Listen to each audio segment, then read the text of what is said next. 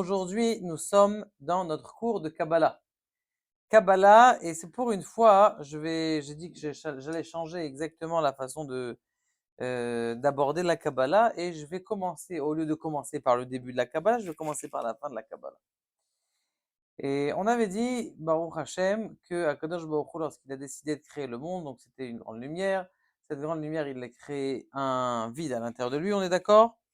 Ok, et au fur et à mesure, il y a des madrigotes, Baruch Haba.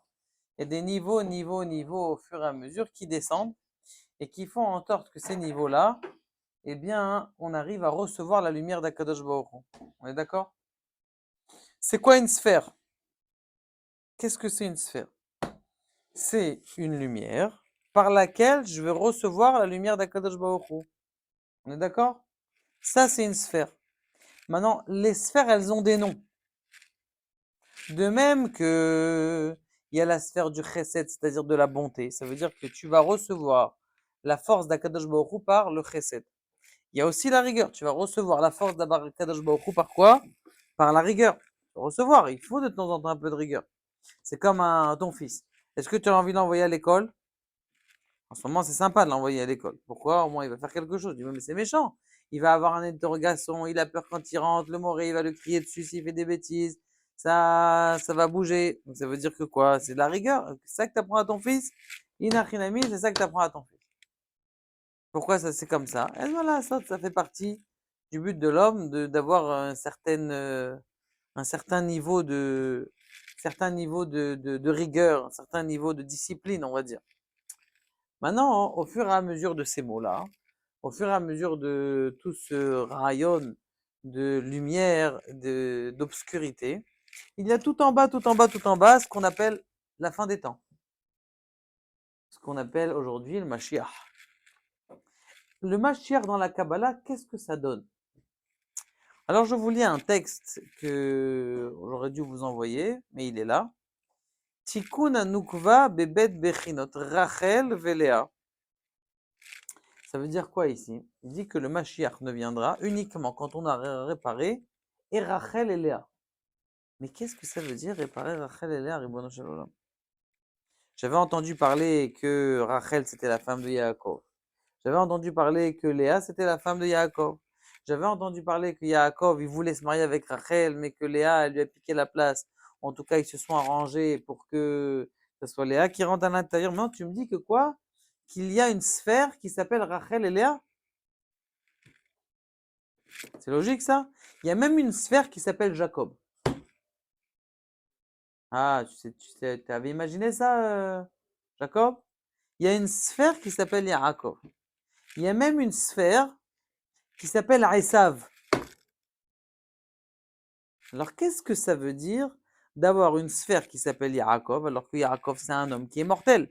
Donc, c'est pas possible que ça soit, comment on appelle ça? Ça soit une sphère. Une sphère, pour moi, c'est quelque chose de spirituel. C'est quelque chose de céleste. C'est quelque chose qui est très fort. C'est une lumière, un luminaire, un conduit de spiritualité dans le monde. Pourquoi est-ce que tu me dis que cette sphère de Yaakov, ça s'appelle une sphère? Et tu me dis en plus encore, la sphère de Léa, c'est une sphère. Alors, on va pas utiliser le mot sphère, on va utiliser le mot partsouf. Panim, le visage. Pourquoi est-ce que j'appelle ça un partsouf et pas une sphère? Parce que pour moi, sphère, ça a l'air d'être quelque chose qui est pas chaud, qui est simple, qui n'est pas composé. Alors que partsouf, visage, ça a l'air d'être, comment on appelle ça, une composition de plusieurs sphères. Par exemple, vous avez combien de sphères juste dans le visage? 2, 4, 6, 7. 7 sphères juste dans le visage. C'est sphères dans le visage, oui. Les oreilles, c'est une sphère. 2. Les narines, sphère. La lumière qui sort de la bouche, c'est aussi une sphère. La lumière qui sort des yeux, c'est aussi une sphère. Et il y a aussi des sphères qui sont à l'intérieur de notre cerveau, d'accord? Et qui viennent en vérité, ces sphères, d'où ça? De sphères qui sont encore beaucoup plus élevées. Maintenant, je ne vais pas te dire, il y a la sphère des oreilles et la sphère de la tête, la sphère de la bouche, la sphère des yeux. Qu'est-ce que je veux dire? Il y a une partsouf. Maintenant, quelle est la différence entre le partsouf de Yaakov et le partsouf de Léa? Par exemple, C'est quoi la différence entre le visage de Yaakov et le visage de Léa? Alors tu vas dire, c'est pas différent, c'est complet. Mais comme un homme, il complète sa femme. La même chose, c'est quand même maintenant. Pourquoi est-ce que ces sphères-là ou ces partsoufim, ce visage-là, vous me dites, je suis un peu trop élevé, hein. Dès que je commence à m'envoler un petit peu, vous redescendez. Pourquoi est-ce qu'il s'appelle au nom de Yaakov? Puisque c'était un homme qui habitait il y a 3500 ans ou 4500 ans sur Terre. Pourquoi est-ce qu'il s'appelle ça? Écoutez bien, c'est très important. Et c'est la Torah qu'on va maintenant apprendre. Parce que c'est une nouvelle Torah. Quand le Mashiach il va venir, là, il va y avoir une nouvelle Torah. C'est pas une nouvelle Torah. C'est pas Hazve Shalom. Comme les abrutis là-bas, ils ont dit une nouvelle. Non. Et lama, c'est quoi? Hein? Ça veut dire que la même Torah que tu vois, tu vas la voir d'une façon spirituelle. Tu vas voir la même chose. Ça veut dire, au lieu de voir un feu rouge, tu vas dire, ah, le feu rouge, c'est du moussard. Comme il dit le grand rabbin de France. Qu'est-ce qu'on apprend d'un feu rouge? Qu'est-ce qu'on apprend à des feux, voilà, des 3 feux? Alors, on va t'apprendre quelque chose. On va t'apprendre le respect de l'autre.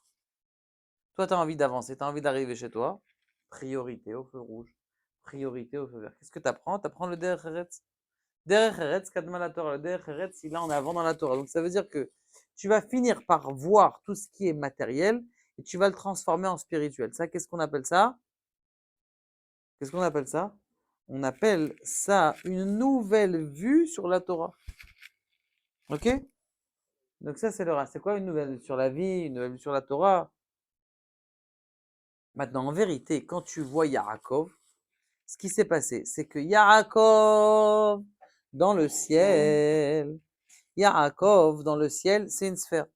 Maintenant, il fallait, comment on appelle ça, matérialiser cette sphère-là dans, il fallait matérialiser cette sphère-là dans le monde de la matérialité. Qui est-ce qui est? Qu'est-ce qui est l'être qui est prêt à matérialiser la sphère du chesed dans le monde? Il y a quelqu'un qui est prêt? Est-ce qu'il y a quelqu'un qui est prêt? Alors, il y a quelqu'un qui était prêt. Il a cherché à Kadosh Baruch Hu, il a attendu 1948 ans. Où Abraham, il est né. Abraham, il a dit, moi, je veux être le représentant de la bonté divine dans le ciel. Qu'est-ce que t'en penses? Très content, bien sûr, je veux. Et donc, Abraham Avinu, c'est devenu la représentation de la bonté dans le monde. Yitzhak, c'est devenu la représentation de la rigueur dans le monde.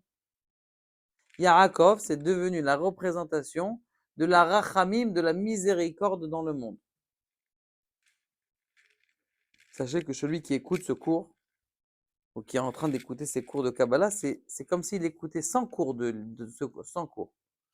Parce que là, on parle de qualité, on n'est pas en train de parler de... C'est-à-dire, c'est vrai que toute la Torah, chaque mot de Torah, c'est extraordinaire. Mais l'étude de la Kabbalah, l'étude des profondeurs de la Torah, hein, ça a des forces qui sont supérieures à tous. Pourquoi? Parce que le but du monde, il a été pour qu'on vienne. D'ailleurs, ce qu'il a dit le Baal Shem Tov, je l'avais dit dans la première histoire du Baal Shem Tov dans les vidéos avec Israël Torah, c'est que ce qui se passe, c'est que la Torah, là, il lui a dit, il a comment on appelle ça, excusez-moi, le Baal Shem Tov, il est monté dans les cieux. Il a fait une aliyat neshama. Il est monté. Il est arrivé dans le Echal du Mashiach. Il a dit, Mashiach, là, quand tu viens? Qu'est-ce qu'il lui a répondu? Maintenant? Non. Il lui a répondu, quand tes enseignements seront dévoilés et que tout le monde aura la possibilité de faire une distance entre la matière et la spiritualité, alors je viendrai. Ça veut dire que ces cours-là qu'on est en train d'étudier, c'est ça qui fait en sorte d'élever le monde. Plus que les autres cours de paracha, que les gens qui entendent, ou que les cours sur quand est-ce que le Mashiach va venir. Parce qu'en vérité, il ne faut pas essayer de se poser la question quand est-ce que le Mashiach va venir. Il faut faire venir le Mashiach. Ah, qu'est-ce que tu en penses? Il faut faire venir le Mashiach. Comment est-ce qu'on va faire venir le Mashiach? C'est vrai que grâce au mitzvot, maintenant tu veux aller plus vite. C'est quoi c'est l'étude de la Kabbalah, l'étude des secrets de la Torah. Donc maintenant, Du Zohar, bêta. Il a dit Rabbi Shimon Bar Yochai, puisque tu as parlé du Zohar. Il a dit Rabbi Shimon Bar Yochai, comment est-ce qu'on va faire pour avoir la Geoula Berachamim, la miséricorde avec la délivrance avec Rachamim, avec l'étude du Zohar. Il y avait une histoire d'ailleurs, vous savez, cette femme-là, qui était dans la maison où il y avait des Mechablim. Il y avait des terroristes qui étaient chez elle à la maison. Elle a pris le Sefer HaZohar. Elle lisait le Hidrazouta, Hidrazouta, Hidrazouta. Elle ne savait pas ce que c'était. Elle a dit, bon, c'est du Zohar. C'est le seul livre qu'elle avait dans la chambre. Elle a utilisé. Il n'y a personne qui est rentré dans la maison. Et elle s'est retrouvée à l'extérieur. Elle a pris une moto. Elle a vu ça. Elle est vite partie. Ce soir, Bezrat Hashem, il y a une histoire. Vous allez devenir fou. C'est une histoire toute neuve. C'est fraîche. Il y a quelques heures. Ce soir, dans dernier cours. En tout cas, il y a quelque chose de très fort ici, mes chers amis. Il y a ce qu'on est arrivé au partsouf, au visage de Rachel. Le premier partsouf, c'est-à-dire la première façon de comment est-ce que Akadosh Baruch Hu se comporte, Keter. Top. Et Keter, après Chochma, la sagesse, Bina, Gevura, Tiferet, Netzach, Hod, Yesod, tout ça c'est des sphirotes. La lumière qui descend dans le monde et on a besoin de ces lumières pour pouvoir capter. Parce que nous, on n'est pas au niveau. On n'est pas au niveau d'avoir dit à Akadosh Baruch Hu, moi je suis le réceptacle du chesed dans le monde. Je suis le réceptacle du chesed dans le monde.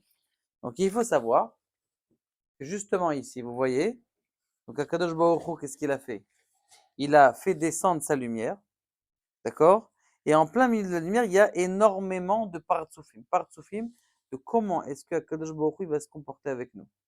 La première, on a dit, c'est Ati qui fait référence aussi donc à la Chochma. Après, c'est Arich, Bina, Abba Veima, c'est Chochma ou Bina, pardon, ça c'est le Keter. Merci, que Dieu vous bénisse. Après, il y a Ima, Bina, Za et Nouk. Za, c'est quoi? Za, ça fait référence à nous. Ça veut dire à Yaakov, à toute l'histoire de Yaakov. Et Nouk, c'est quoi Nouk? Nouk, ça veut dire la femelle en vérité. Mais qu'est-ce que c'est la femelle? C'est pas une femelle, c'est Léa et Rachel. Léa et Rachel qui sont là et qui ont été le réceptacle d'Akadosh Baruch Hu dans le monde. D'ailleurs, regardez, les patriarches, ils sont au nombre de combien? 3. Le tétragramme, comme son nom l'indique, c'est au nombre de 4. Je n'ai pas 4. Qu'est-ce qu'il y a 4? C'est Yaakov, il a 4 femmes. Léa, Bilha, Rachel et Léa. Haravot Barzel. Barzel, c'est Bilha, Léa, Rachel.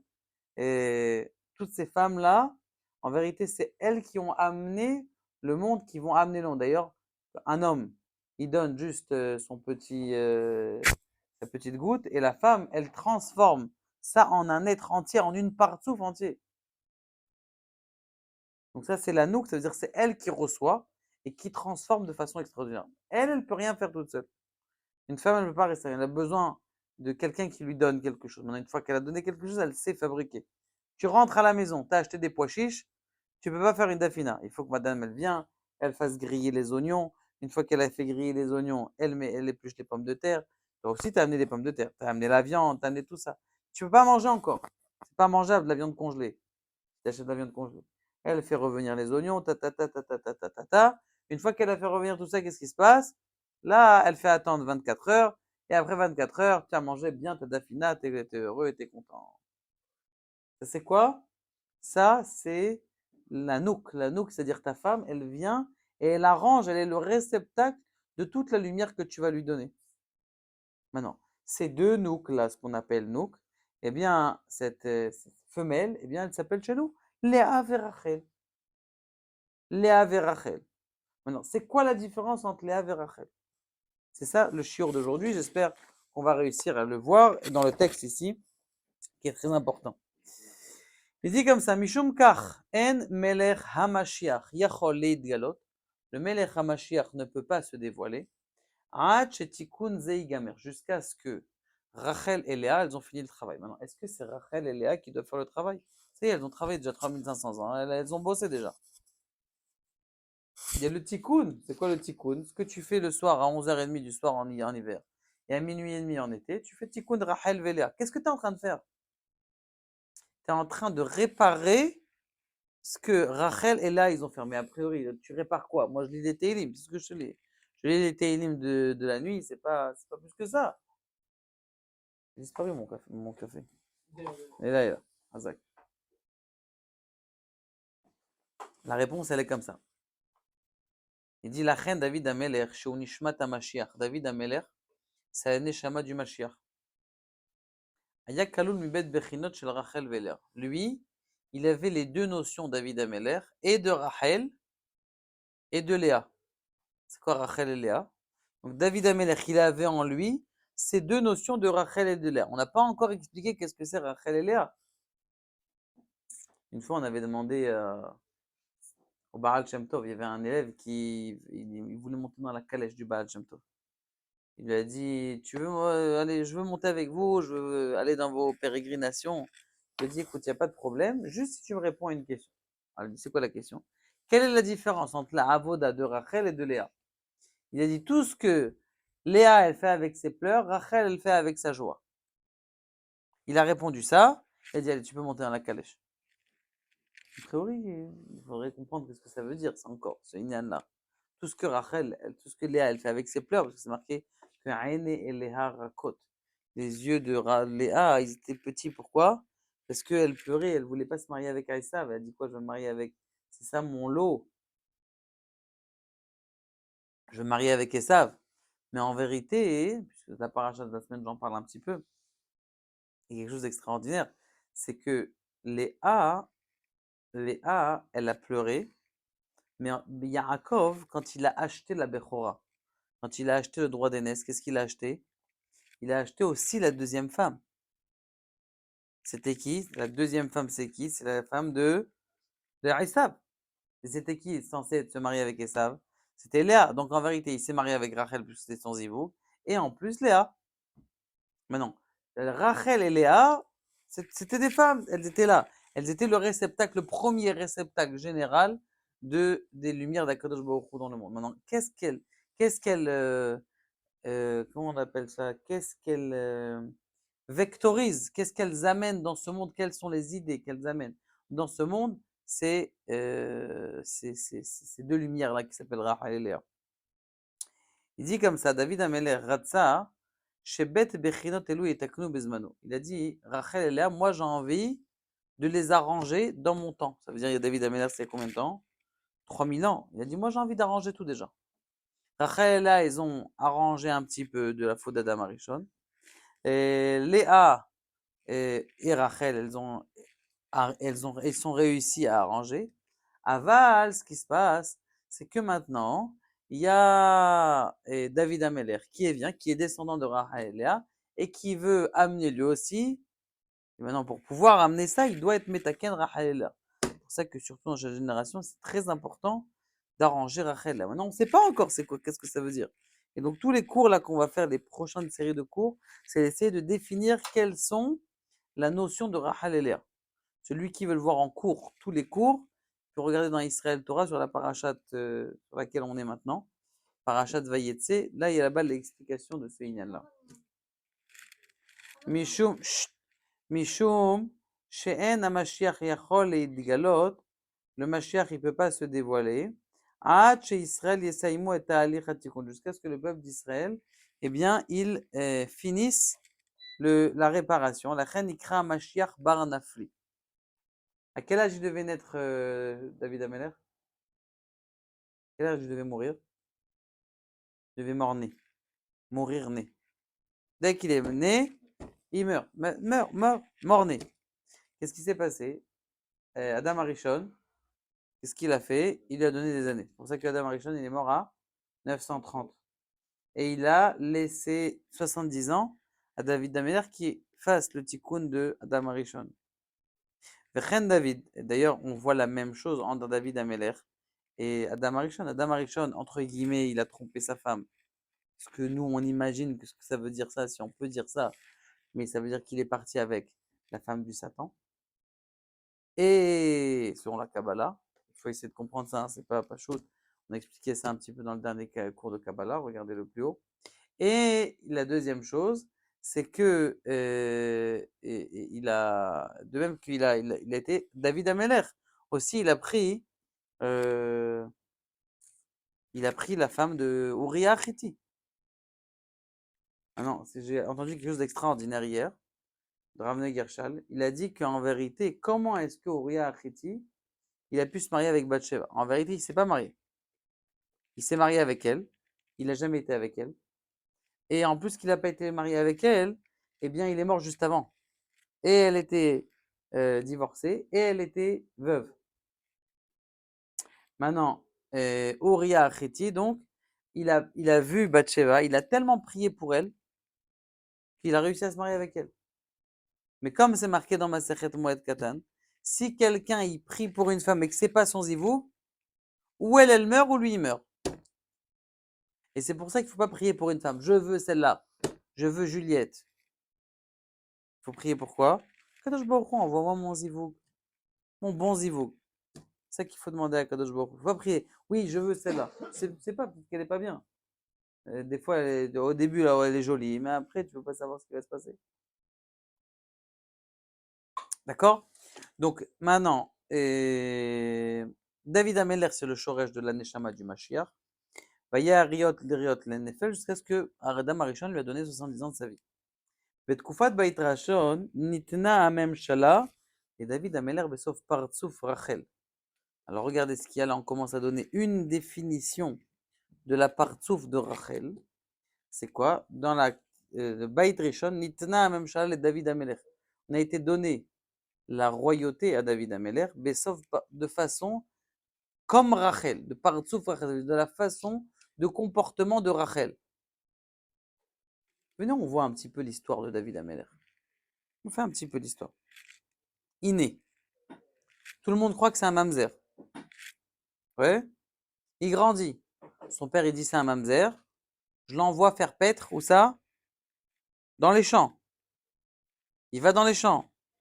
D'accord? Il se fait attaquer par un lion. Il se fait attaquer par un ours. Vous ne connaissez pas cette histoire-là? Il se fait attaquer par un lion. Il tue le lion. Il se fait attaquer par un ours. Comment on appelle ça? Il tue l'ours. Bichlal, Mikarnerem, un jour il était sur une montagne. Il commence à. Comment on appelle ça? Il commence à faire un petit feu. Et il se rend compte en vérité que c'était un gros bison immense avec une corne, un licorne. Immense, il pensait que c'était une montagne. Lui, il avait chaud le dos, le pauvre, donc il a commencé à se lever. Akadosh Baruch il a dit, David Ameler, Mikarne, Rémim, Itzalti, tu m'as sauvé de la corne de ces bisons. C'est un animal, un licorne immense, un animal qui a disparu aujourd'hui, la licorne. Donc, Ikar Hanaga, la façon de se comporter de David Ameler, ou en tout cas de Partsouf Rachel, Gam Betsofa Sheair Az Hanhagat Ateva. Ça veut dire que lui, il fait la guerre et il sort en guerre. Il va se battre. Il va se battre dans la guerre. Quand il va se battre dans la guerre, eh bien, il fait comme la loi, elle demande. Ah, l'armée, allez, on va tirer, on va tuer les terroristes. Il fait la guerre, David Ameller, toute sa vie. Ça a été la bataille avec les lions, la bataille avec le truc, faire paître le troupeau, avoir une place dans sa famille parce qu'il était considéré comme un bâtard. Même quand il était roi, en dessous de sa fenêtre, il disait quand est-ce que David avait Ameller pour pouvoir construire le Beth Amikdash? Essayez de vous rendre compte de ce qui se passe. Le roi d'Israël, on est en train de dire quand est-ce qu'il va mourir le vieux? Ça, c'est Léa. Rachel, excusez-moi. Rachel, c'est quoi? C'est la nature. Comment est-ce qu'elle se comporte la nature de façon générale? Mishum chez Partsouf Léa, Afou et Ir Az. Partsouf Léa, ça a commencé à, comment on appelle ça? Elle a commencé à sortir. C'est vrai que ça a commencé. C'est quoi Léa? Ratsa Davir le Gmar Atikun, Avalo ala Davar Beyado. C'est quoi Léa? Il explique plutôt. Il dit que Moré Partsouf Léa chez Isod Gilou Yehudo. On est en train maintenant de dévoiler la présence d'Akadosh Baruch Hu dans le monde. Comment est-ce qu'il a fait David Ameller? Il est parti en guerre. Il a fait comme les Chayalim. Par contre, quand il lançait une flèche, David Ameller, il tuait 15 000 personnes. C'est une flèche avec une tête chercheuse. Le roi de Gath, comment il a été tué? Il s'est caché dans une armoire. Maintenant, la flèche, elle a fait le tour de l'armoire. Il a ouvert l'armoire, pouf, il se l'est pris dans la tête. C'est pour ça qu'ils appellent ça Kliat David. Ils ont fait une Mahon Raphaël, là, on appelle ça l'armée qui fabrique les. Ils ont appelé ça Kliat David. C'est Keilou comment on appelle ça, un antimissile qui peut même la bombe atomique qui arrive, elle l'intercepte, elle arrête la bombe atomique. Kliat David. Il y en a d'autres aussi, il y a plein de choses. Tous ils sont au nom de David, Ameller, tout ça parce que les gens qui travaillent là-bas en général, c'est des gens qui ont un petit peu de Torah. Donc David Ameller, il est venu, il a dit je vais être métaquette, je vais arranger dans la Nagatateva, je vais rentrer dans le monde de la nature. Quand je vais arriver dans le monde de la nature, je vais dévoiler le surnaturel. Parce qu'avec une flèche tuer 15 000 personnes, c'est un peu difficile. Aujourd'hui, on va dire c'est facile parce que on a déjà vu qu'avec une bombe atomique, tu peux tuer. Le seul problème, c'est qu'il y a des gens qui sont morts à Hiroshima alors que allez, ils n'étaient pas coupables. Qu'est-ce qu'il aurait fallu tuer? C'est les gens, les kamikazes, les gens qui nuit aux autres, mais pas ça. Ok. Azman, mitralek le gimel madrigot besod haya oveveye. Le temps, on sait très bien qu'il est séparé en trois niveaux. Le passé, le présent et le futur. Shehem, besod nefesh, ruach, neshama. Le nefesh, c'est la partie la plus basse de l'homme. Ruach, la partie du souffle de l'homme. Et neshama, la partie de la pensée de l'homme. Nefesh, c'est l'acte. Le souffle, la parole, et la pensée. Les trois. Nefesh, Ruach, Neshama, l'acte, la parole et la pensée. Comme ça, il explique le Ben Ishraï, de nous expliquer qu'est-ce que c'est Nefesh, Ruach, Neshama. Ok? Nefesh, maintenant. Nefesh, Ruach, Neshama, quand on dit Naran, Nefesh, Ruach, Neshama, de quoi on parle? On parle d'une couleur. La couleur des sphères, la vitalité des sphères. Ça veut dire c'est la qualité des sphères déjà. On appelle ça Nefesh, Ruach, Neshama. C'est ce qu'on appelle Nefesh, Ruach, Neshama. Ok? Donc maintenant, il dit lui, le Pitré Shaharim, quelque chose de percutant. Il dit qu'en vérité, le Nefesh, ça fait référence au passé. Le Ruach, d'ailleurs, quand tu parles, c'est diisible uniquement quand tu parles. Ça veut dire Ruach, c'est le Ruach, c'est un souffle, c'est que du présent. Une fois que le souffle il est parti, Nigmar Asipo. Neshama, c'est la pensée. Neshama, c'est quoi? C'est le futur. Tu peux penser, par exemple, dans le futur, Bezrat Hashem, je serai, je ferai, je. Tu peux pas parler au futur. Tu peux parler au futur. Tu parles au présent. La pensée, tu peux parler de penser au futur. Qu'est-ce qui va arriver? Bezrat Hashem, je vais marier mon fils, je vais marier ma fille. Tu peux penser dans le futur. Parler dans le futur, tu peux pas. Tu peux parler du futur, mais pas parler dans le futur. D'accord? Et l'acte, c'est uniquement les choses que tu as fait. Tu peux pas faire un acte dans le futur. Tu peux faire un acte. Voilà, j'ai fabriqué une table. Cette table, je l'ai faite au présent, mais elle est déjà du passé. Parce que c'est une table qui a déjà été faite dans le passé. Donc ça, c'est le inyan de Naran. Bemakbil lazé, bet bechinot shel anugvahen, partsuf Rachel, chez Isod et Ava. Donc le Rachel, elle fait référence à quoi? Au passé. Ou madrigat nefesh haolechet ou mittakenet. Le nefesh qui est en train de s'arranger jour après jour, ça fait référence au présent. Et là, ça fait référence à qui? À Léa. Présent, chez Isod. Non, excusez-moi. Partsouf. Alors, Bemakbil basé, Yeshbet Bechinot Shemanu Vahen. Partsouf Rachel, chez Besod et Ava. Rachel, c'est le passé. Ou madrigat nefesh haolechet ou mittakenet. D'accord? Il y a le Hové qui est en rapport aussi avec Rachel. Donc Rachel, là, c'est deux moussagim et du passé, du présent. Ou par Léa, c'est quoi? C'est les Atid Lavo. C'est toutes les choses, toutes les idées de la spiritualité et du miracle, du surnaturel dans la nature. Hein? C'est Léa. Et Bet Bechinot Elu, chez la Nougva, Klulot, Beshem et Ekie. Alors on sait très bien, Kadosh Baruch Hu, il a plusieurs noms. Un des noms, c'est Yud Kevavke. Maintenant, dans le Yud Kevavke, il y a les trois temps.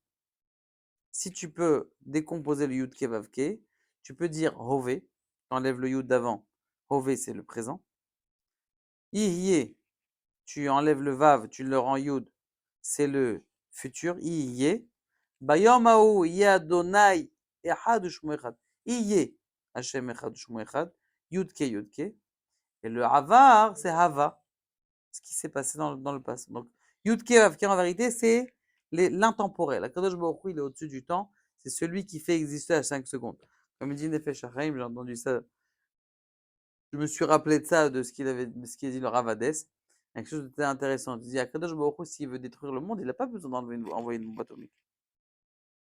Il n'a pas besoin. Juste, il arrête de penser au monde, c'est tout. Une fois qu'il a arrêté de penser au monde, eh bien, le monde, il se désagrège. C'est pas que ça va exploser, que ça va se détruire. Pourquoi? Parce que le Yotzer Orover Chosher, Tamid Maase Bereshit. Donc, je crois, à chaque instant, il fait vivre et il fait créer et il déploie à l'intérieur de ce monde-là, il déploie la création du monde. À chaque instant. Tamid Maase Bereshit. C'est pas que Dieu, il a fait la création du monde. 6 jours et Nigmar assez pour. Chaque seconde, il fait vivre. Attendez ça, hein. Ça c'est prouvé dans la physique-chimie. C'est prouvé dans la physique-chimie. Vous, c'est prouvé dans la physique-chimie. En une seconde, je peux te le prouver. Qu'est-ce que c'est un atome, Ribono Shel Olam?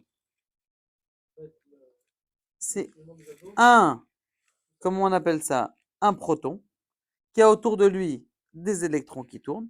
Si l'électron, il arrête de tourner autour du proton, tout s'en va. Donc ça veut dire qu'en vérité, le monde entier, il est énergétique, il est énergie. Et qui dit énergie, qui dit volonté, dit, comment on appelle ça, dit présence d'Akadosh Baruch Hu. D'ailleurs, ils ont, avec dernièrement, vous savez qu'ils développent au fur et à mesure les microscopes. On arrive à voir à des millions de fois de plus que le microscope. Et ils ont donné un nom à l'intérieur, au noyau du proton, ce qu'on appelle le noyau de l'atome. Ils ont dit quelque chose d'éternel, volonté divine, quelque chose comme ça. Ils l'ont nommé, les scientifiques, ils ont nommé le noyau de cette, pour dire que Bémet, on voit que c'est la main d'Akadosh Baruch Hu, parce que tout est vide en vérité. Le bois ici que vous touchez ici, c'est vide. C'est quoi la question que tu poses? Ouais. Ils n'ont pas encore trouvé, ils ne trouveront jamais qui c'est. Mais attends, ça veut dire quoi? Qui a donné la force au plus et au moins? Qui leur donne? Et ça, en vérité, vous êtes dans un livre comme ça, vous avez une dans une bouteille comme ça. Je veux dire, c'est insignifiant. Il y a une galaxie entière. Une bouteille comme ça, il y a une galaxie entière de protons et de neutrons. Les galaxies que vous voyez, il y a des milliards d'années-lumière, mais il y a la même chose ici en petit. Il faut juste apprendre à voir des. Hein? Ok. Baruch Hashem. Ok, on a fini là ici. Et il dit comme ça, Bechinot Elu Shel Hanukva Klulot Beshem Eekie. Donc on sait que le nom d'Akadosh Baruch Hu, il peut s'appeler aussi Eekie, c'est le futur. Kaasher Haot Aleph More Al Partsuf Lea. Ré Eekie, on voit dans le mot Lea, il y a un He. Et un Aleph. Lea. Et Lé, on sait très bien que c'est toujours pour. Ou c'est le futur. Chez Yisod Gilou Yichudo Idbar, qui est en vérité le dévoilement de la volonté d'Akadosh Baruch Hu, Veotiot Haya Morot al Hava. Le Haya, ça fait référence à quoi? Au passé, on en a parlé. Shuatid Leikale Madriga Eliona, j'ai le part souffler. Be'azat Hashem, ça veut dire Rachel, elle va s'associer aussi à Léa, et les deux, ils vont faire une fusion, et là, ça va faire justement l'avènement du Mashiach. Be'azat Hashem, on va continuer sur ce développement de l'avènement du Mashiach, et de comprendre c'est quoi ces deux parts souffler Rachel. D'habitude, on ne commence pas comme ça dans la Kabbalah, mais j'ai fait exprès de commencer par là pour, lorsque tu vois le but, tu arrives à comprendre comment est-ce que les choses elles se font plus. Kadosh Baruch Hu nous aide à dévoiler les secrets de la Torah. Baruch Adonai Elohim. Amen.